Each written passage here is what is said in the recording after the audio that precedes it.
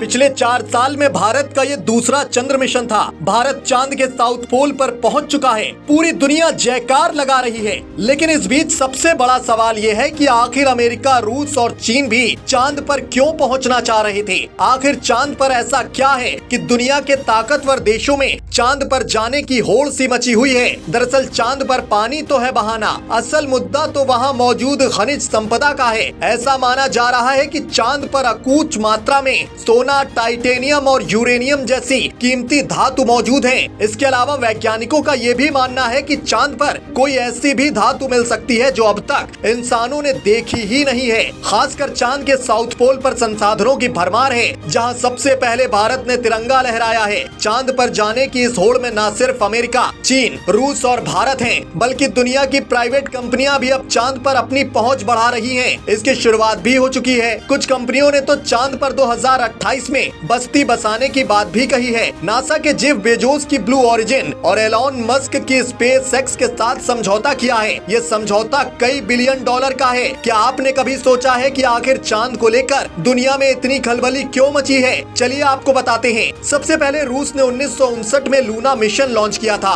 Luna दुनिया का पहला अंतरिक्ष यान था जो चांद की सतह पर पहुंचा। अमेरिका की भी चांद को लेकर दिलचस्पी कम नहीं है। अमेरिका दुनिया का पहला ऐसा देश है जो चांद पर किसी इंसान को पहुंचाने में कामयाब रहा है। करीब 5 दशक बाद अमेरिका मिशन आर्टेमिस के जरिए एक बार फिर इंसानों को चांद पर भेज रहा है। चीन ने चांद पर अपने 3 मिशन भेजे हैं और तीनों में सफल रहा है। चीन ने चंद्रमा की रंगीन तस्वीरें भी खींची हैं। चीन 2026 में चांग-ई 6 भेजेगा तो चंद्रमा के साउथ पोल के नमूने लेकर वापस आएगा। चीन 2023 तक चांद पर इंसानों के भेजने की योजना पर काम कर रहा है। 26 अगस्त को जापान अपना स्लिम मिशन लॉन्च कर रहा है। इसमें लैंडर और रोवर के साथ कई इंस्ट्रूमेंट होंगे। European space agency lunar communication satellite भेज रही है जो चांद पर जाने वाले मिशन को सपोर्ट करेगी।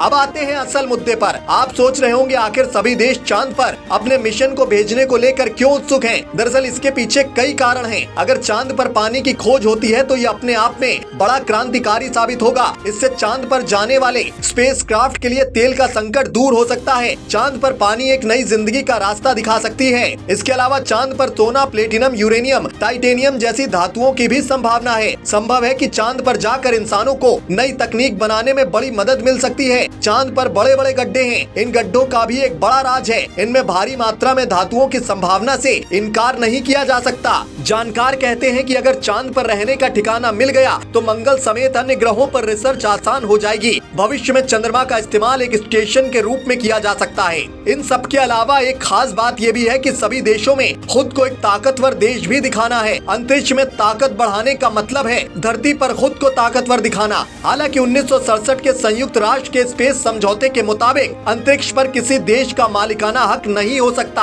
और न ही कोई देश अंतरिक्ष के किसी हिस्से पर अपना दावा ठोक सकता है। लेकिन ताकत दिखाने की होड़ में चीन, रूस और अमेरिका ने कई मामलों में अंतरिक्ष के समझौते से खुद को अलग कर रखा है, क्योंकि हकीकत यही है कि जिसकी अंतरिक्ष में ताकत बढ़ेगी या जो देश पहले पहुंचेगा उसका ही उस क्षेत्र पर सबसे पहले कंट्रोल होगा। ऐसे में सवाल ये भी मौजूद कि बाकी देश फिर क्या करेंगे? जो देश चांद पर पहुँच गए क्या उन्हीं की सारी संपदा हो जाएगी? अगर ऐसा होता है तो पाकिस्तान, अफगानिस्तान जैसे देशों के लिए चांद पर जाना और चांद पर मौजूद संसाधनों का उपयोग करना किसी बड़े सपने जैसा हो जाएगा।